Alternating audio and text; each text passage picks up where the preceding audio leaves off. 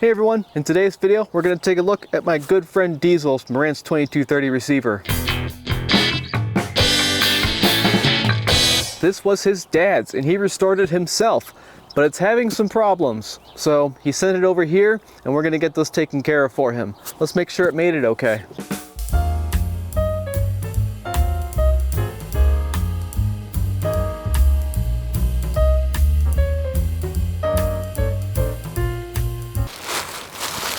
And here it is, folks. I don't remember this being a thing. That is really unfortunate. This is why I don't let people ship me things. This happens way too often. That's really sad. Folks, like, he did an okay job. He obviously could have done better. There could have been more bubble wrap. There could have been support in all of the corners. I try to pack corners really tight when I ship these, but like this right here is why I don't take work from outside. It's because this happens. You don't know what's gonna, you don't know how rough they're gonna be. You don't know if the best package job in the world is gonna allow it to survive or not. But anyways, let's take a closer look. So if you haven't figured it out already, this is a Marantz 2230. Like I said, this was Tyler's dad's. When Tyler and I were graduating, we went to college together. I was doing this in my apartment kitchen on the counter, restoring them, and he wanted to restore his dad's, so he did. And you can see right here, he's got the replacement power switch. That is not an original button cover because it's a little bit shinier than the others. Coming around back, we're definitely going to need to give this thing a good cleaning. Lots of dust sitting above the jumpers. It might not come through well on the camera, but I can see in there that the filter capacitors are replacements. They are from one of the rebuild kits back in the 2010s, the Panasonic filter capacitors. So now that we've looked at this thing, we've gotten an idea of its cosmetic condition.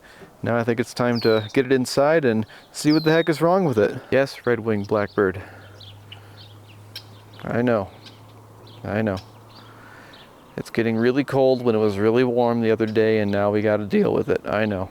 No joke, it was 75 degrees as a high the other day. 75 Fahrenheit that is, and it's going to get down to below freezing, like below 20 degrees Fahrenheit later. Okay, seriously though, it's been like 15 minutes, and yeah. Full snowstorm now. What do you think of the box, Fodor? Are you angry too? Are you as angry as Tyler? UPS should be nicer to its packages, don't you think? You want scratches? No? Okay. Come on, do you want scratches?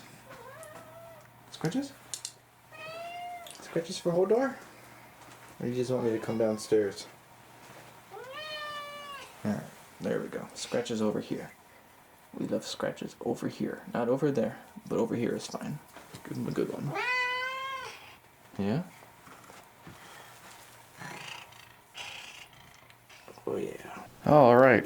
It's been over a month since I've worked on any electronics here. I've been working on another project that none of you asked for, but I'm making a video on it anyways, and it will tank my channel, but whatever. Before we turn this on, let's pull the cover and take a look inside, make sure there's no further damage.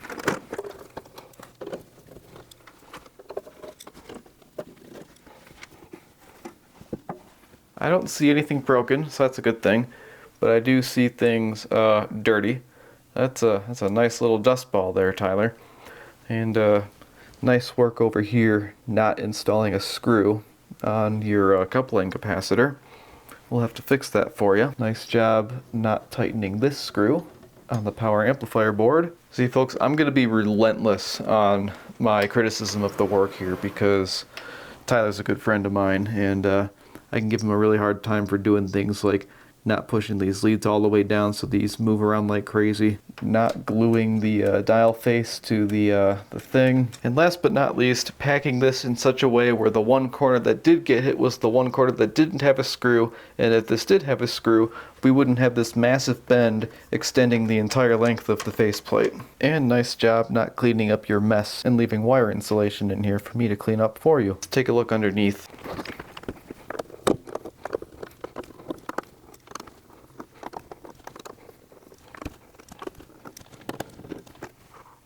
It's looking pretty clean under here, but when we look closely, that is not OEM wire. I don't know how that got there. Nice job melting the insulation on these wires. Nice job melting the corner of your capacitor there. Nice job of putting mismatched capacitors in the signal path right here. But overall, not too bad, Tyler. Soldering looks okay over here. And this is, I'm giving him a hard time, but this is one of the more difficult things to do on this thing, is replace these coupling capacitors. It's truly a pain in the butt. It's really not easy. I'm gonna take this thing to the compressed air. Let's give it a nice clean out and then we'll power it up. Yeah, remember when I told you all not to worry about this? See, no parts left.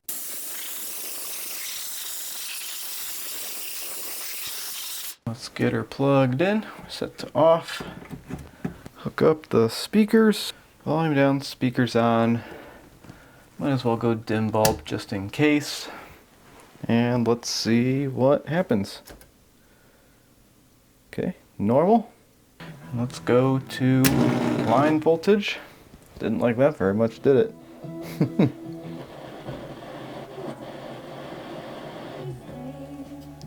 I was gonna say, why does it sound so muffled? It's because treble is turned down. Well, so far the only thing I notice is the stereo lamp is burnt out or not working. Everything seems okay.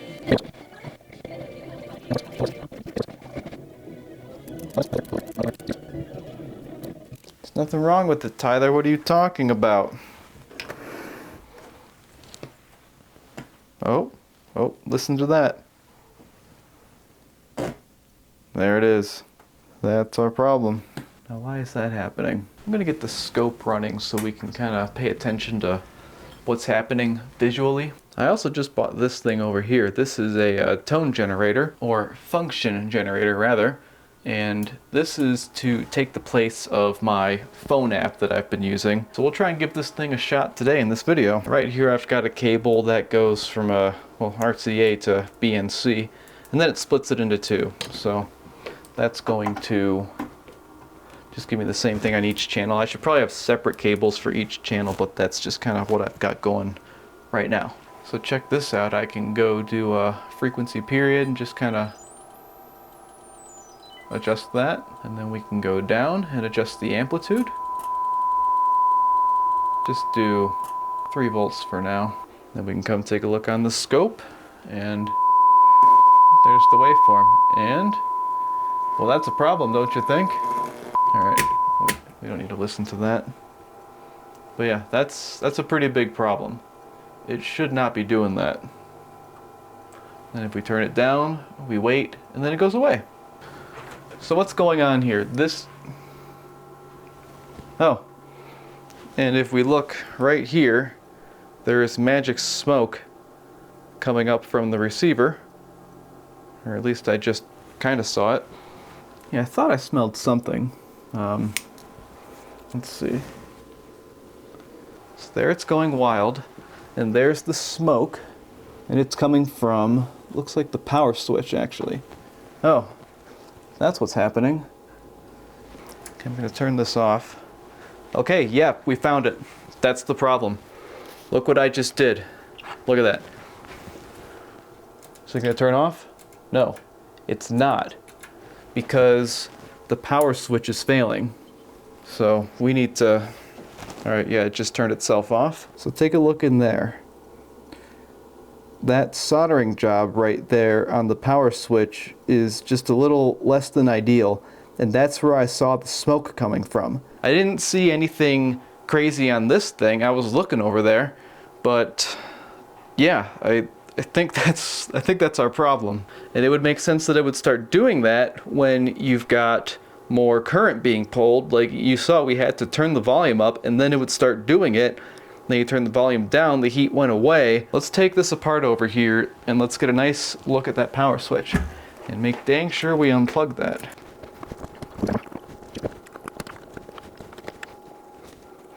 And yeah, close up of the damage to the faceplate. This whole thing is basically separated because of the enormous bend that's happening all along here, so I'll just pull that out now, I guess.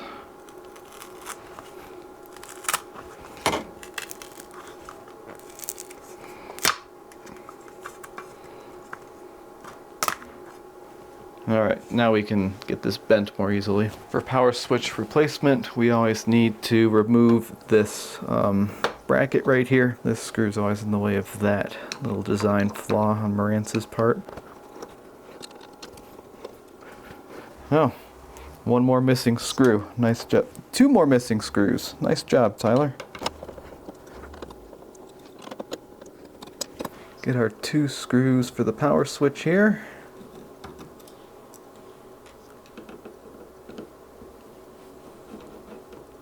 Actually, I should probably remove this cover first.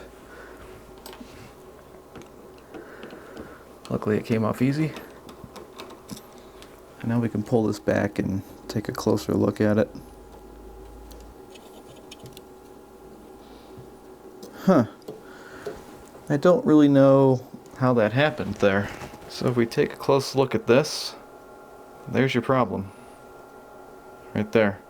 That was getting really hot somehow. That's a weird one. I've never seen that before. We'll just have to replace that and that'll probably fix all the problems. First, let's go ahead and snip this old switch out of here. So this right here is the switch that I just pulled out, and you'll notice the bracket is missing from it.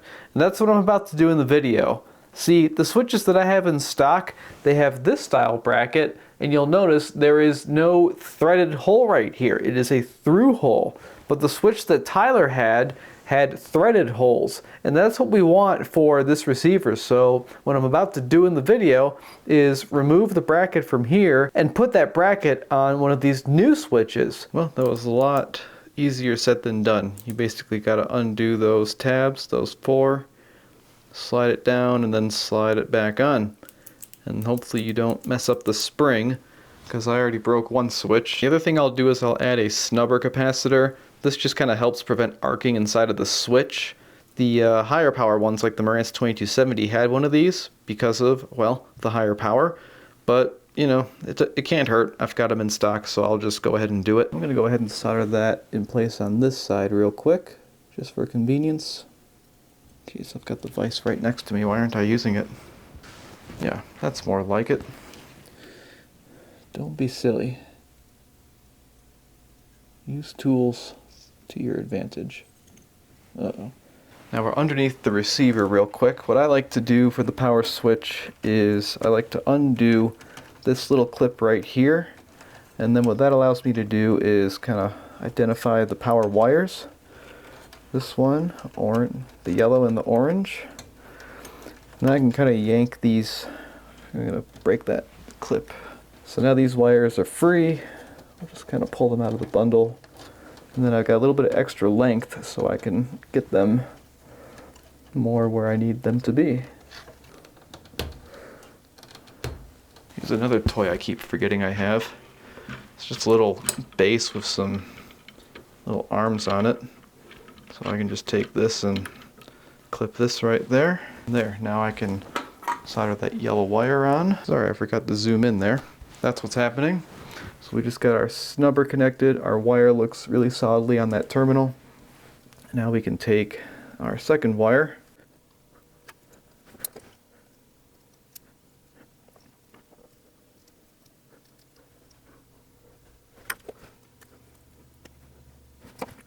Let's bring some heat and see if we can get that nice and sturdy.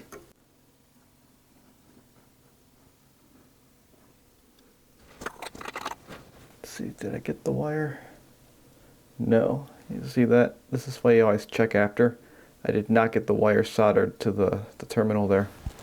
So I'll have to try a little harder.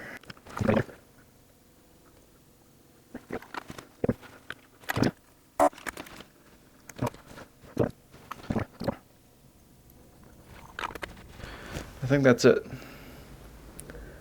That's looking proper to me. Now we can kind of fish this back around through here. Have it come through. Now we can screw it back in.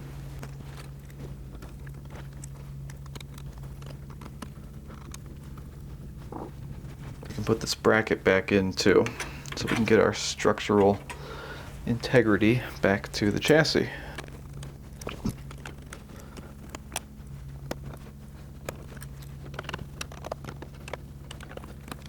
Okay, well now that we've replaced the power switch, let's go ahead and try this out. I've got it set to dim bulb just in case I have a short, and I didn't because I did it right. So let's go back over to line and let's bring it up, and there's our sine waves.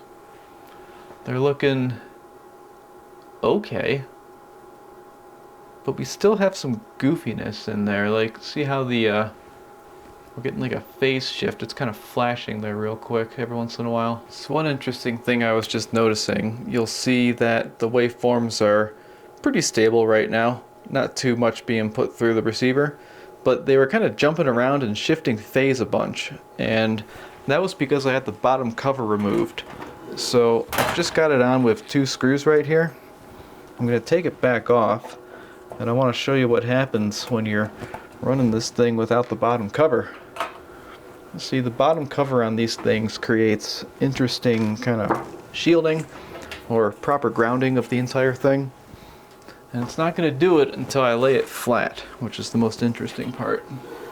So, see, there you go. Look at all that crazy stuff happening on the scope there. Pretty weird, right?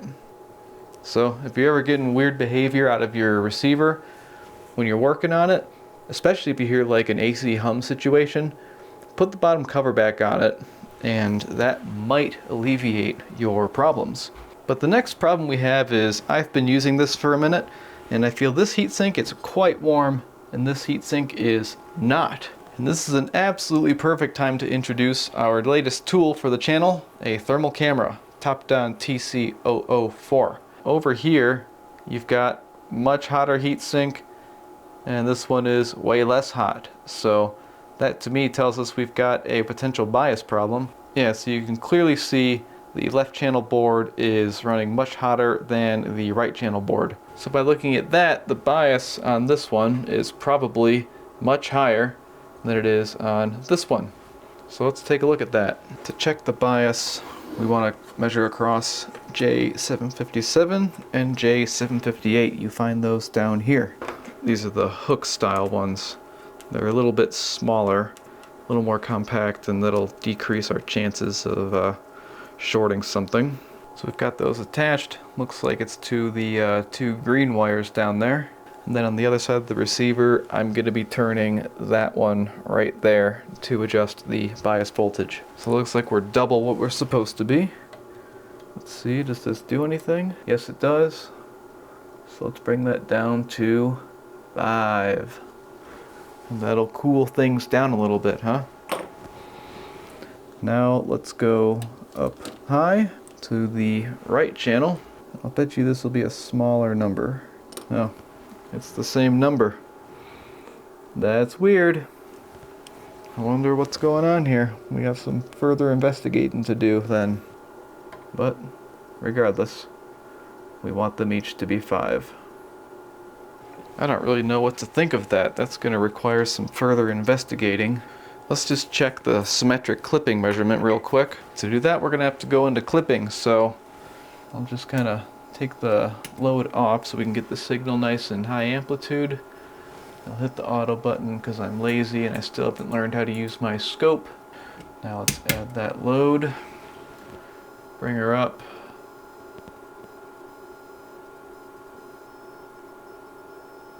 And it actually looks half decent. Yeah, that's proper.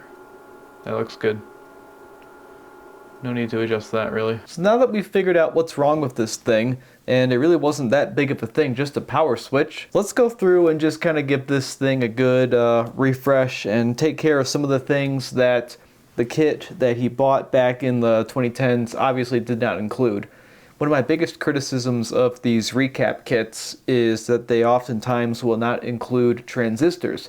And I can tell you from experience, my time working on this, I find failed transistors way more often than I find failed capacitors. So knowing that there's a few places I'd like to go, let's start up top. We're going to start at the power supply. Now the power supply board on this receiver is by far the easiest one to work on because, as you saw earlier, you don't have to remove anything to get to the bottom of it. You can just start working on it immediately. So obviously I want to take care of this. We'll just desolder these and push them further in. But right back here, H803 is one of those lunchbox shaped transistors that I'm not very fond of. And this is also one of those transistors that's got those black legs. Anytime you see that, you want to get it out of there.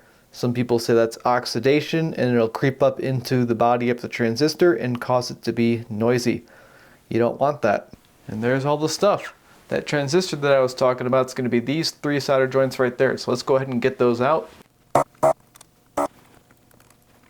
There it is. It's a 2SC1213. Look at all that black stuff on those leads. Some people think this is oxidation.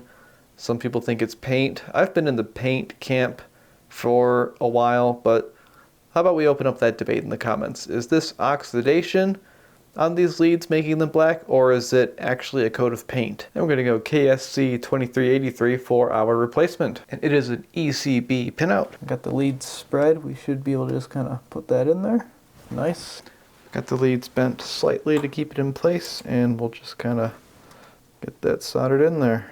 Obviously soldering vertically like this is not exactly the greatest thing, but if you're careful, you can get away with it. Just always go back and check your work and make sure it looks okay. Then for those capacitors, what I'm going to do is just find the joints and desolder them. Here's one. And then I can just kind of slide these leads down further by pushing on the capacitor up top. I turned off the camera to just kind of blow through this, but I just want to point out Tyler's attention to detail right here. Check out what he's done for this capacitor. It's like he very specifically cut the leads to a very specific length so that we would perfectly cover those large pads for that. And I'm just going to go ahead and mess that all up and erase all of it, but at least I documented it on camera so we can all give Tyler applause for something. I'm trying out a new thing in this video so I don't die from all the exhaust fumes. I guess I'll put an affiliate link in the description if you want one, but yeah, the idea is keep the soldering fumes out of the room. I finished revamping the power supply. I replaced both Zener diodes, H803, and then straightened out the capacitors. So now let's move on to the power amplifier boards, because I want to fix this one right here especially. And by the way, I'm just referencing my restored Power Wash 2230 video for all of this. Like, no joke, I'm literally watching it on the computer next to this. So if I gloss over anything, you know, feel free to reference that video. That video is extremely detailed. And on the heat sink, we want to be sure we disconnect this. This one takes a number 1 Phillips head screw, so always be careful with it. This is not one that you want to be stripping. And we can disconnect our heatsink mounting brackets. And we might as well do the thermal compound on the outputs too, so let me just leave the one heatsink screw in there while I disconnect the outputs and have some rigidity on the heatsink.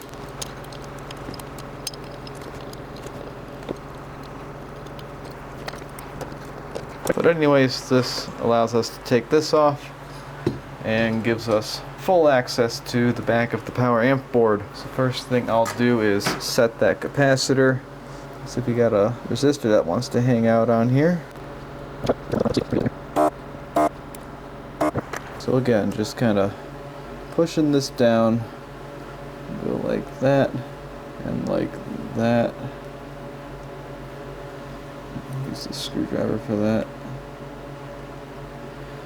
I don't love it. We'll bring our resistor back into the solder pad vicinity, but first let's check it, because off camera I was playing with that thermal camera and that thing gets really hot actually. So since it's a high heat, high load resistor, let's see if we can get a nice reading out of here. So we're measuring 8.24K. In gray, red is 8.2 times 100, so 8.2K. I don't know why I can't math right now. 8.2 times 100 is 8.2K. And if we were too high, we'd be at 9K, so yeah, we're well within. So that means I'll solder that back in place.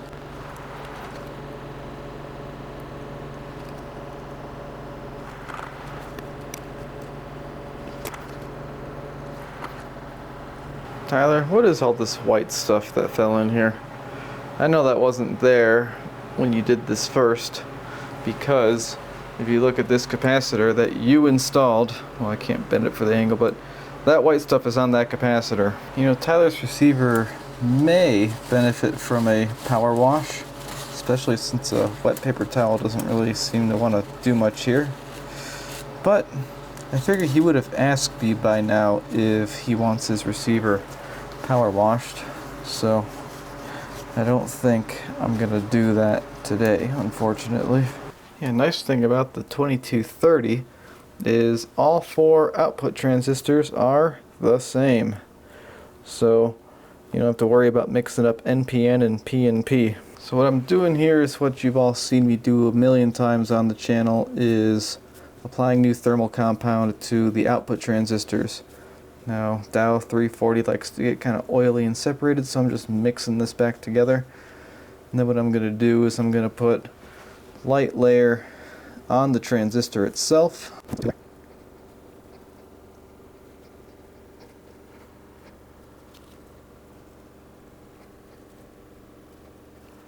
then we'll take a brand new mica insulator and we'll put one on each transistor, and then we'll hit it with thermal compound.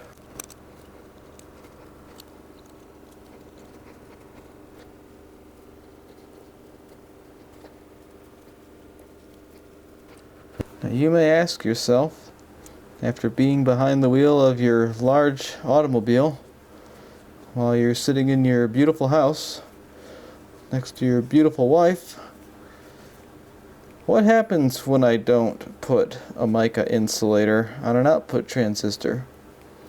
Well, the thing about these output transistors is this case is electrically hot. It is the collector in the transistor. That's why there's only 2 pins. The whole case is the collector. If you put this in the receiver without the mica insulator on, if you're on the dim bulb, your bulb will light up real bright because you've created a short circuit between the collector of the transistor and ground. And if you're not on a dim bulb, well, hopefully you've got the right size fuse in your amplifier. You may also be asking yourself, hey, there's a mica insulator on that one, why didn't you put new thermal compound on? Well, 1, I didn't have it out yet, and 2, I want to do an apples to apples experiment with this with the thermal camera at the end of the video, see if replacing thermal compound on that transistor allows for better heat dissipation on this heat sink. But until then, let's get our power amplifier board reassembled. The only thing I did was lower that one capacitor. I didn't do anything with semiconductors because I didn't do anything with semiconductors in the other Marantz 2230 video I did. And I know that receiver is with a very happy new owner. It's been with them about a year. And they caught up with me the other day to let me know that it is still performing excellent for them. Just sliding these power transistors back in here. Output transistors, sorry. There's that little connector on the back. I need to hold that against the heat sink so it has something to plug into.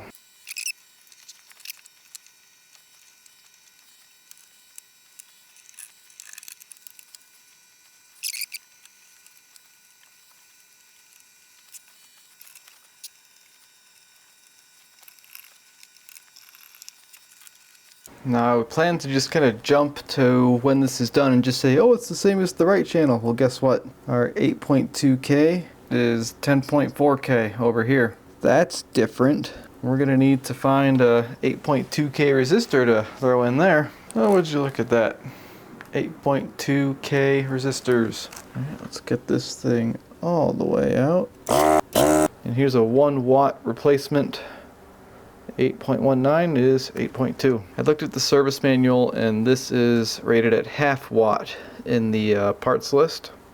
So this 1 watt should be just fine, even though the leads are like super thin compared to, like, look at the lead thickness here. This is the thing with old and new components, but like the old one is much thicker core wire than the new. Whatever. This one's gonna be a pain to install, so we're gonna flip it up like normal people. Okay, so for this, I think what I'm gonna do is I'm gonna just solder the capacitor in, and then I'll kind of take my tip and push it down on the solder. Hope that the resistor kind of melds right into it. So let's start there. And we'll take this guy and just kind of heat everybody up. And then wait. And there's the first one. We'll come back and get that a little bit stronger after we position our second lead.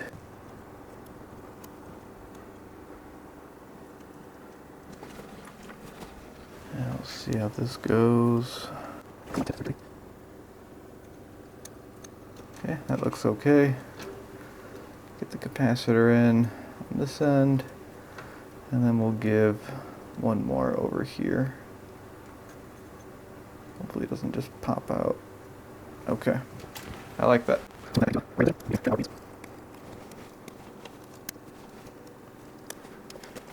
give this guy a little dab of stuff while it's in perfect view for the camera.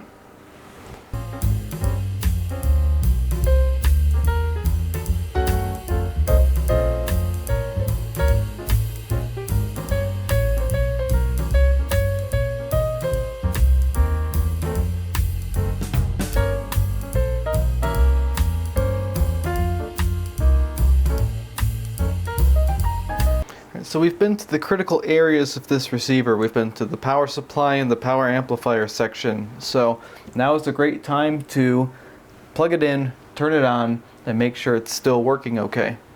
So let's go ahead and do that. We'll plug her in. We are turned off. We'll do dim bulb, obviously.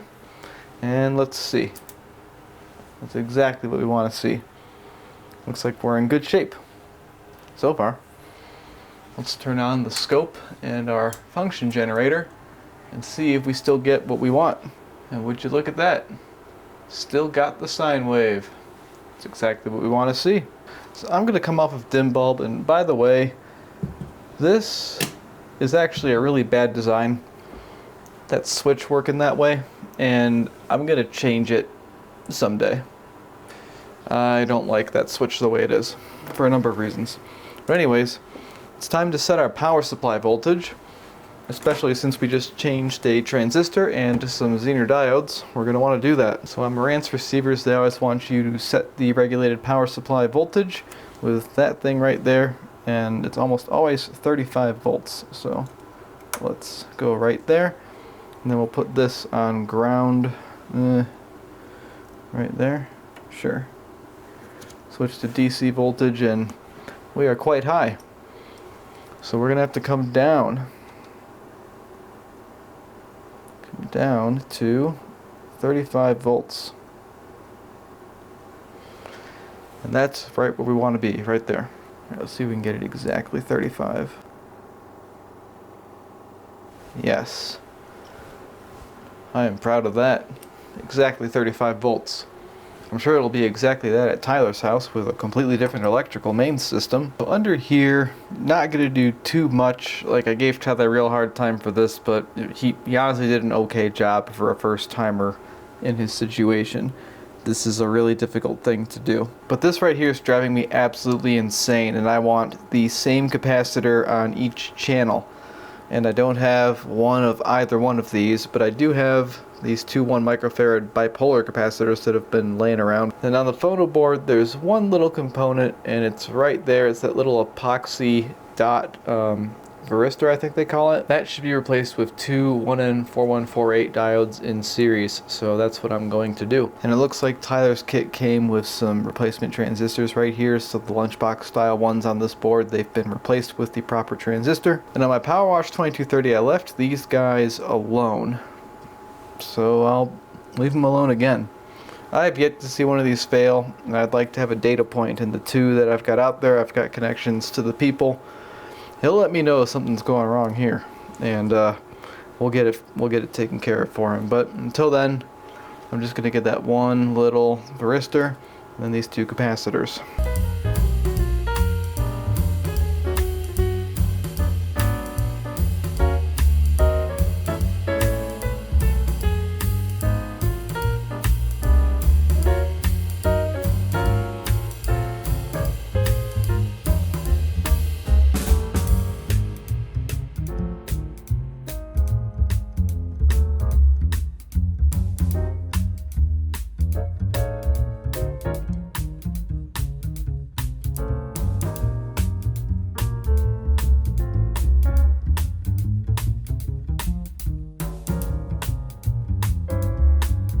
Let's just briefly take a look at this lamp situation and see what's going on.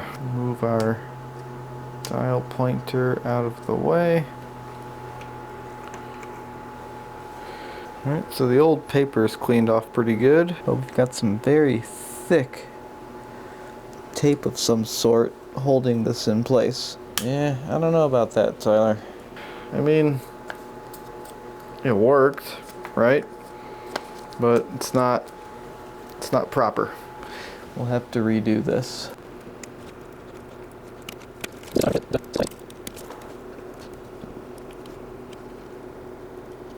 Now we noticed a non-functioning stereo lamp, and the thing to know about these receivers is the lamps are in series.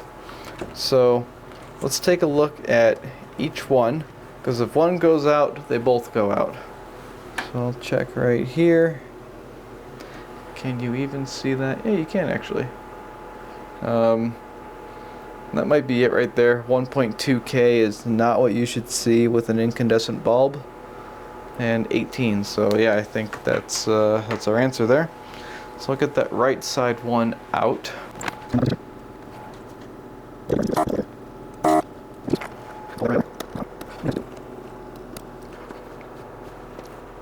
Yeah, when I test that out of circuit, there is nothing there. So good thing I have a replacement. Where did I put it? Got some extras from Dave.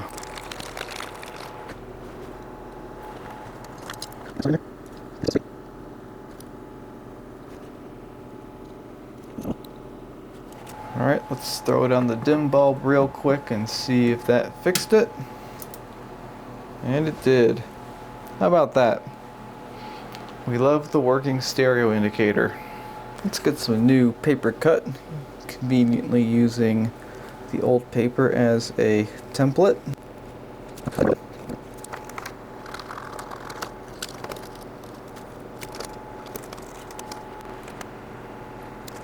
We're just using Aleene's tacky glue. We're going to use the same piece of paper that has the thermal compound on it, but hopefully not put thermal compound on our paper.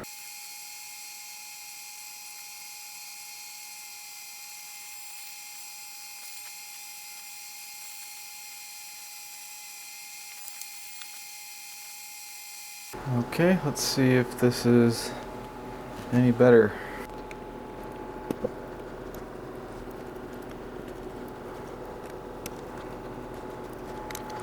And see, the main thing you get when you do this, and the main thing you want to look out for, is that this gap right here, this glue joint, is tight, because what that allows is for proper diffusion of the indicator lamp lights. Because if this is sticking out too far, it'll look like these are lit up when they're not supposed to be. And while I'm thinking about it, let's take this screw right here for the heat sink.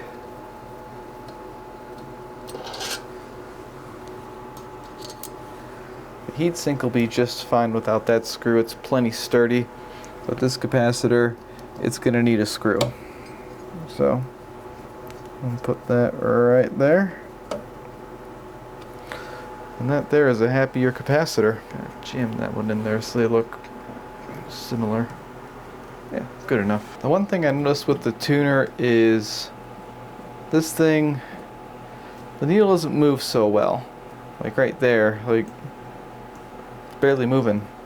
So normally what you can do is you can kind of take the strings and go like that at the pulley right here, get that spring to compress, but you can see we're already fully compressed. So really this would mean restring, but since it's Tyler's, I don't think he'll mind if I try some crazy stuff. We just need a longer path for this string.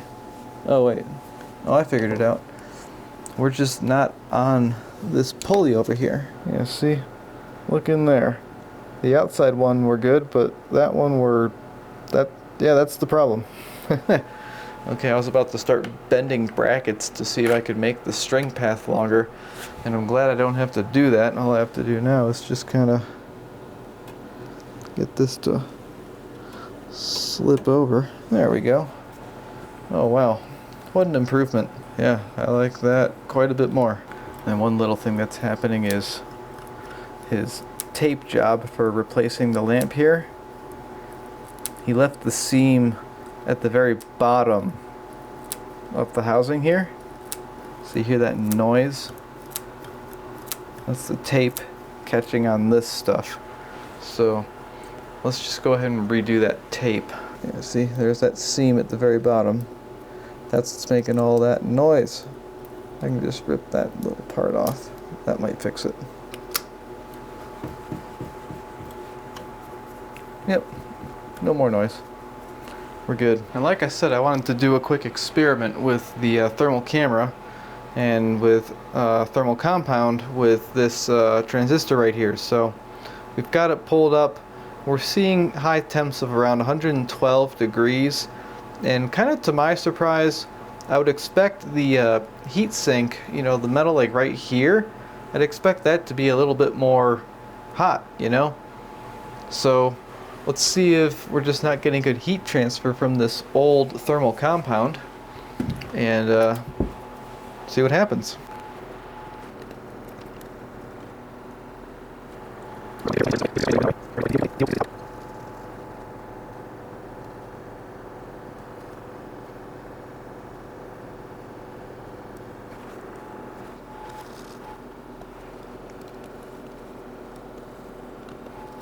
And here we are with about an hour of runtime on the new thermal compound, and we see that the temperature is about the same.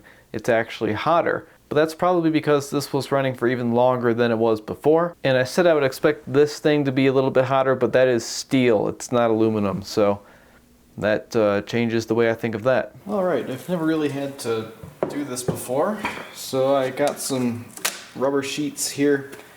I figure since we don't care about the finish of the back here as much, we should probably at least start by giving it a few good hits right there. So I'll start with a small hammer.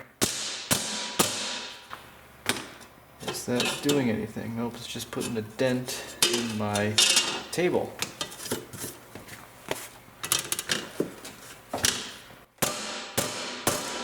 Now I'm just putting a bend in this part here, and this part's rolling out, so not too happy with that so far. Maybe the vise can help with getting this corner out.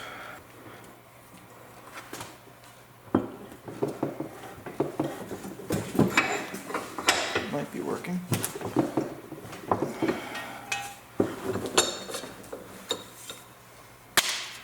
Yeah, that did something.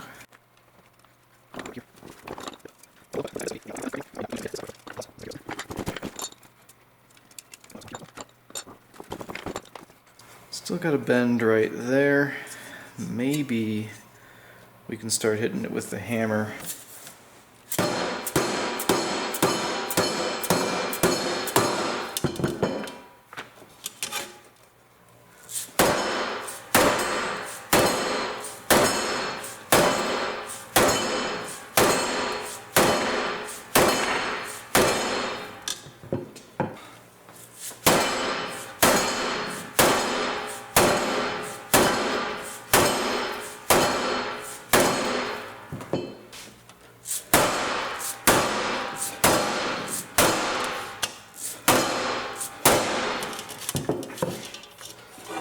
I mean, at the end of the day, what matters most is that this piece can be glued back in and that it can, you know, stay.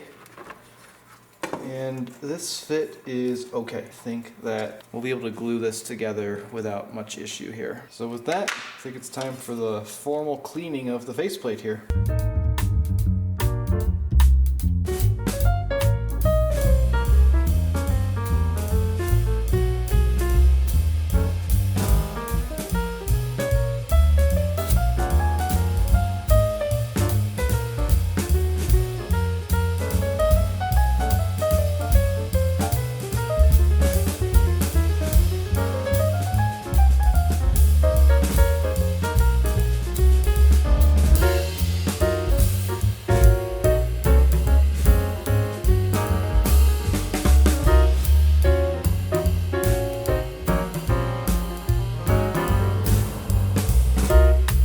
cleaner.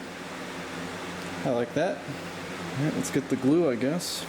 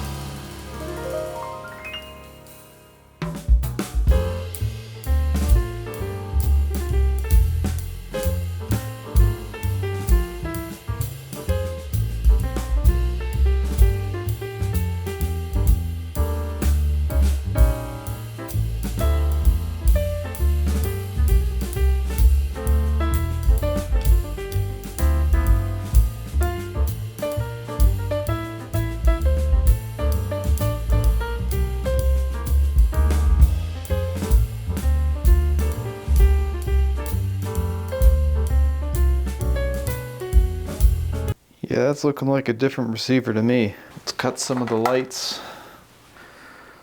Yeah, that's pretty nice looking. I like the way that looks a lot more than it used to. It was pretty dirty before. Someone forgot to hit record, but it looks like there's one capacitor Tyler didn't replace, and it's the one that went on the meter here. So now that it's removed, let's replace it now that the camera is actually recording.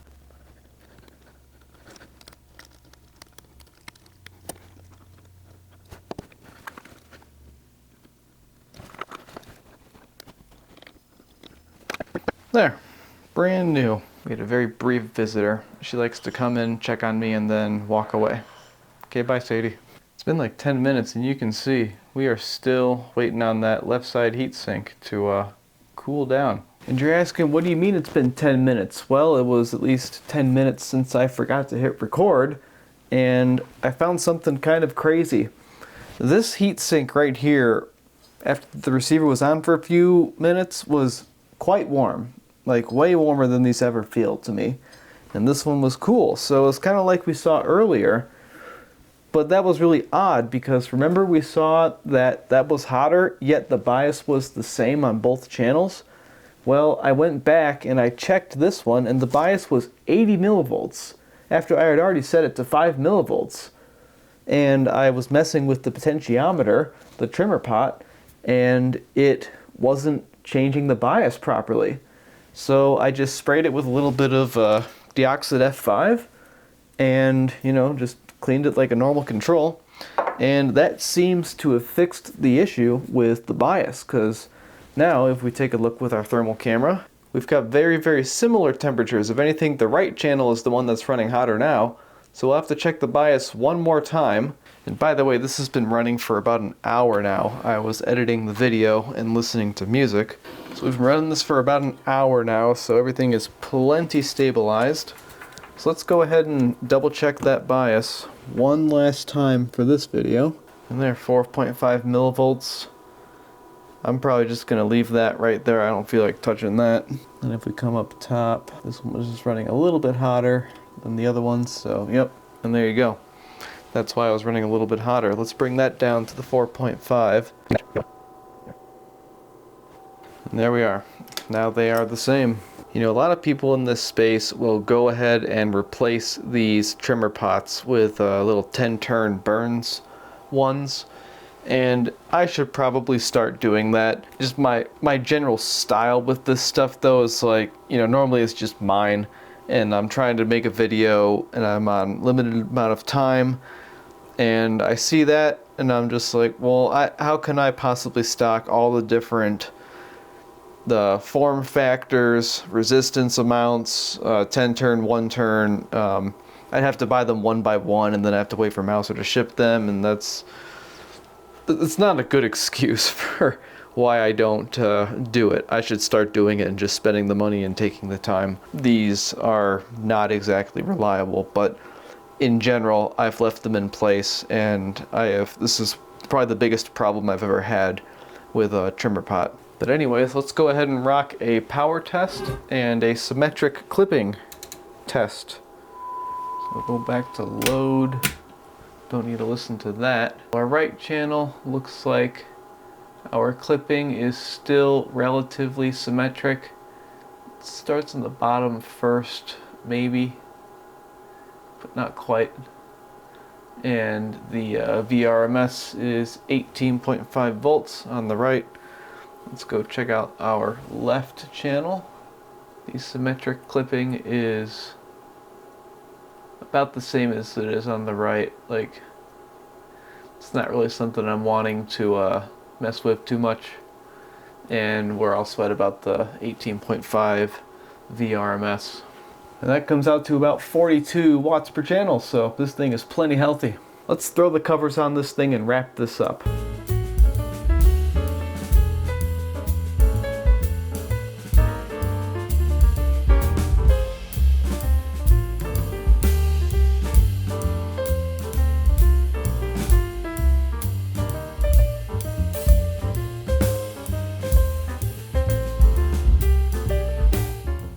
Wow, look at that. Pretty incredible. So here we got the power supply transistor, the phono preamplifier varistor, that meter capacitor, the micas on the output transistors, the out of spec resistor, the burnt out stereo lamp, the mismatched capacitors, and of course the burned up power switch. And a real decent cleaning to go with it too. I did not clean the controls on this because they're already clean. Everything sounds great. I mean, take a listen. That's a Marantz 2230 right there. So that is it for today's video. Thank you so much for watching. You know, it takes a real special kind of person to receive a gift of a free Techniques record player and then give me back a whole bunch of work to do instead. I'm just joking, of course. Tyler's very busy. He's got 2 kids and full-time YouTube at this point. And here's his channel, Save Old Iron. Go watch some Cat 977 content if you want to see those come back to life. Kind of like we bring stuff back to life on this channel, just much bigger and diesel. I'll just keep listening to this thing for a little bit and then we'll get this shipped right on back to Michigan. Thank you to my subscribers and thank you to my members who get early access to videos, just like this one. And I'll see you in the next one.